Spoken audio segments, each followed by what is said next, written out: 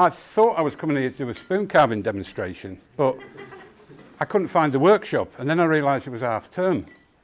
So I think I must have took a wrong turn. And that really is quite interesting. So I brought the axe, I brought some wood, but I don't think it's the right place to do it in here, really. So I'll just put that down. But I'll talk about wrong turns. If ever you've looked back on your life and you've thought, should I have done that? Or why did I do that? You can't change it, but it sometimes plays on your mind. So for me, life is about the turns you make, the decisions you make, and coincidences and fate. And to me, wrong turn, coincidence, fate, they're all wrapped up in one. So to give you a little bit of the background of why I think like that and why I'm studying now, I have to go back to when I was born. I don't remember it, the day, but I remember a few years later. But I learned 10 years ago that I was born clinically obese. I was 12 pound 11 ounces. I had a full set of teeth and hair, well, coming through, and a head of hair. So something went wrong in there, but I was one of 4. The other 3 were all stillborn.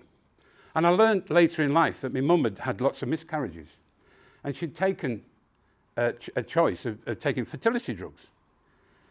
Now, these fertility drugs in those days, if something went wrong, it was tough. You signed the waiver. Now, she went from 8 stone 10 to 33 stone during that pregnancy. I came out and I was so heavy. Well, it was a C-section. You know, there's no way she was going to pass me anywhere else. So during my early years, she said to me, I didn't know if it was going to be a boy or a girl, because in those days they didn't have the scans, you know. All they could hear was a heartbeat. And they were injecting stuff into me as well. I didn't know that till later in life. And so that's why I was so big and so heavy. They've never really got over it. You know, I've carried it around with me all this time. Apart from one day with Slimming World when I lost 7.5 stone. So anyway, she said to me, I didn't know if I was going to have a boy or a girl. So she named me Allan Brian Clark, ABC. She said if I'd had a girl, coincidentally, it was going to be Anita Burnett Clark, ABC. So there's the first little sort of coincidence. But then, as I grew up, the first wrong turn at the time, with hindsight, the first wrong turn was I passed for grammar. I was one of the top in my class in junior school. Passed for grammar, I thought, brilliant. But the headmaster called me into his office and he said, Allan, he said, you want to be an architect, don't you? And I said, well, yeah, really do. He says, well, there's another exam you can take. And instead of going to Whitehaven Grammar, you can go to Workington Technical College. And that's where all the sort of technical type people will be trained. That sounds good. Took the exam, decided to go. Worst decision I made in my life at that time, because it was a boys' school. Now, I'm a big bloke, very, very self-conscious at the time, very shy. So going from a mixed school to a boys-only school, that really stunted my growth, if you get what I mean. Late starter. So while I'm there, I'm doing really well in half the school. In the other half of the school, I'm being beaten senseless. And I mean beaten. You know, sticks, branches, slippers. Our maths teacher, if you made a mistake, he would say, come out. And he'd say, which do you want, kindness, sympathy, or understanding? And you'd have to choose which implement he hit you with. So there was a board ruler, a slipper, and a cane. And you had to choose which he was going to hit you with. The English teacher, as soon as you went into his class, he'd say, hands out. He'd come round with a ruler and he'd smack you. And he'd say, that's for the times I'm at the blackboard and don't see you. What sort of school? So when I got to about 13, 14, I'm thinking, I came top in the class in German. I loved German, because I'm from Whitehaven. Guttural. French, not a chance. That's for Southerners. German. The German teacher left. She just left. What did they do? They brought a French teacher in. Well, that was me absolutely kiboshed. So I didn't do any good. So gradually, I was going down and down in the rankings, if you like, till when I got to 14, I used to get the bus to school, jump off the bus at a corner by the Oxford Cinema in Workington, underneath which there was 22 snooker tables. This is for me. Jump off the bus, down in the snooker, playing snooker all day, wait for the school bus, jump back on and go home. About an 8.5, 9 mile journey. Till one day, the headmaster came down. Somebody had ratted on me. Came down, he said, thought I'd find you here, my office. He bent me over his desk, no word of a lie, and he beat me with a cricket bat.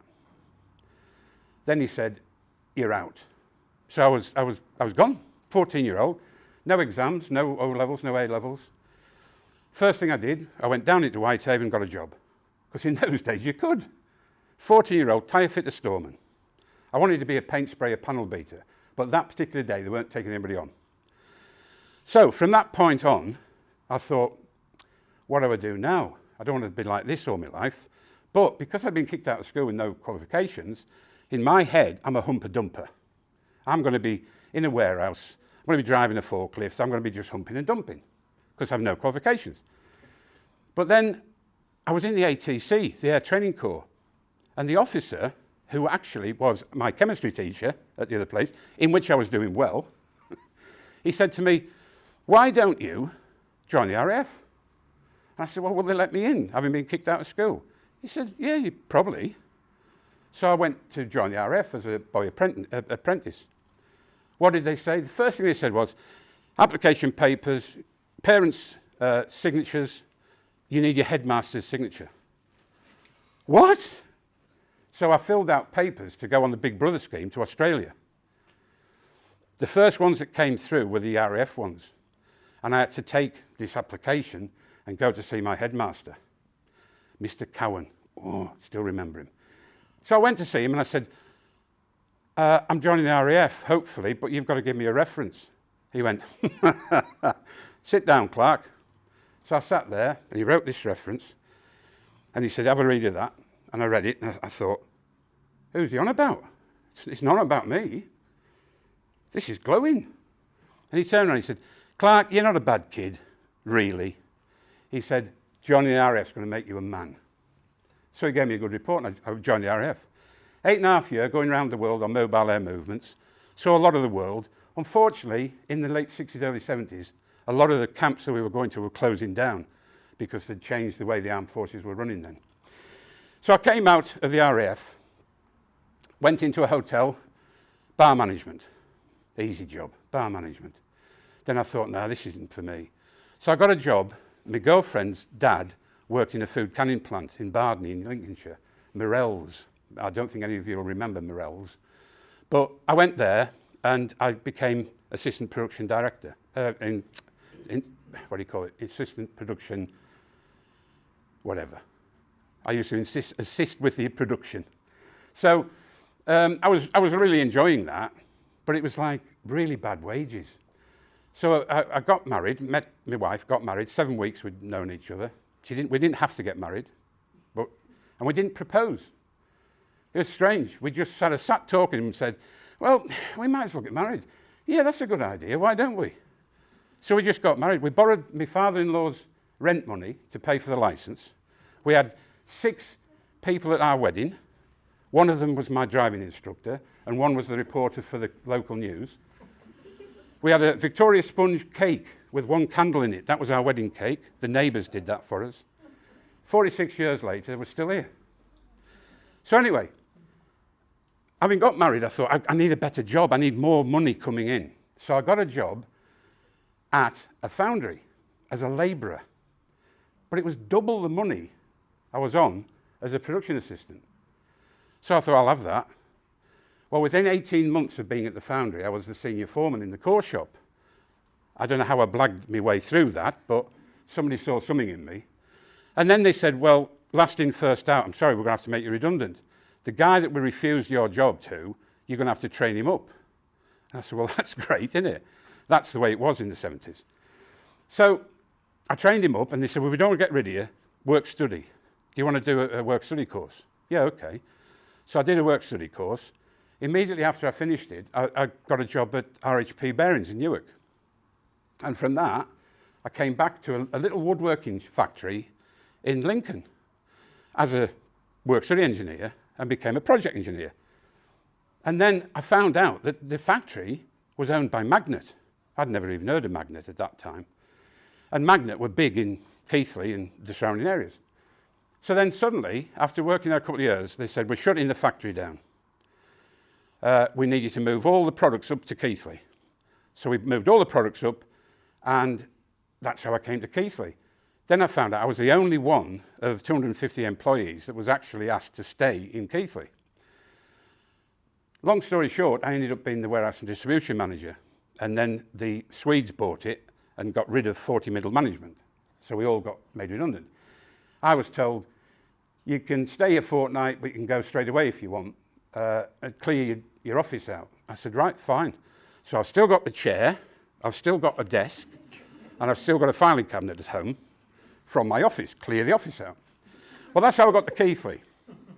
So, having worked at Magnet, when I finished at Magnet, I went for other jobs the same. And then when I went for these other jobs, I'm thinking, but these are stressful jobs. I'm 50. These are now stressful jobs. Why do I want to do the same job? And somebody said, well, you know, why don't you go and take a teaching course at Keighley College? The Keighley College I knew wasn't here, by the way. This used to be a club, private club, and there was an electrical place at the front. So it was the old place on Cavendish Street. So I went there and I did a teaching course, and I loved it. I absolutely soaked it up and became a teacher. That then led to them lending me to the Russell Street project. Russell Street project offered me a job. 3 months later, I'm the manager of Russell Street. That closed down due to changes in government funding, and I went to Barker End Training in Bradford, became the manager there. Then a chance came for voluntary redundancy because I wanted to do something different in my life, just totally different. So I went and worked in a care home as an administrator for activities, like a coordinator doing activities and coming up with ideas to keep residents occupied and help them have a less sedentary life. Well, when I left there, I was at a bit of a loss. This was in Burnley in Lancashire. And I bumped into an old buddy, because I used to be in the Keighley Lions. Bumped into this old buddy, and he said, why don't you join Lions again? So I said, all right then. And I met the president. And we said, this club is really going downhill. Everybody's getting older, more infirm. We need to get new members in. So we've decided to go out and about. We went out into Oakworth pop-up shed. Within 2 weeks, he was teaching hand tools, I was teaching machinery. We were swapping over with the women that were there. I was doing hand-sewn patchwork quilt. They were coming in, working on the lathe and the bandsaw. Brilliant. And we bumped into a guy called Andy Rylan. He works for Community First Yorkshire, and he offered us the chance to open a men's shed. I didn't know what a men's shed was at that time, but I knew I wanted to keep on teaching, although I was retired. So he showed us Cliff Castle, and we just fell in love with it. Koi carp. 3 tanks of koi carp, and we said, whoa, this is it. And Bradford Council have been so supportive. So we started the shed in September 2019. 6 months later, we were put forward for an award by the council, and because of COVID and everything, it all got put back, but we eventually won it. And we won it for partnership and collaboration. And then we started looking at our next plan, which was to open another shed. Now, all this time, I joined the National Men's Shed Association, and that association looks after, it's like an umbrella organisation where you're a member, and they'll sort of give you hints and tips and things. So the first thing we had to do, we had to become a charity. And it took us 4 days to get the charity status. We sent off the papers. It should have took us 3 days, but there was a spelling mistake. And believe it or not, the spelling mistake was my name. On one form it was 1 L, and on another form it's 2 L's. If we hadn't made that mistake, we'd have had it in 3 days. So I sent it back the next day. But when I sent it back, there was a warning on the site saying there's delays of up to 3 months for applications. I thought, oh no. Dinner time that day, it came back and said, you've got your charity status. So that was a good start. So since then, we've been helping other sheds. We've become a bit of a hub for tools coming into us on donations and helping other sheds. I became an ambassador for the North of England for the UK Sheds Association, and we started this other shed in Bracken Bank. Now, along the way, I've given a lot of talks to Rotary. I gave a talk to Talk and Thrive, and Jimmy here was very instrumental in making me realise that when I was a young kid, I was abused. I didn't realise. Until I went and gave that talk, I had not realised that I'd been abused. So, all along this way, I look back and I think, what if I hadn't took the job? Nobody else took the job up here. What if I hadn't? Well, I wouldn't have had two beautiful granddaughters that were born in Keighley. I wouldn't have met anyone up here. Their lives would have been different. So you go on, and it's like a ripple, you know, a pebble in the water, and it goes on. You affect people you don't even know, because you affect somebody who affects somebody else. So, looking back, is it coincidence? Is it fate? Is it a wrong turn? Let's face it, it's where we are now, and that's what counts. Thank you very much.